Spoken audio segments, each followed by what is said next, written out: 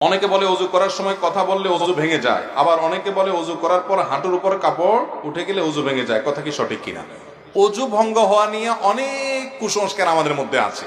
যেমন মায়েরা সন্তানকে দুধ পান করালে ওযু ভাঙে, বলে কি বলে না? অনেকে ভুল। তারপরে বিড়ি সিগারেট খাইলে ওযু ভাঙে, এটাও ভুল।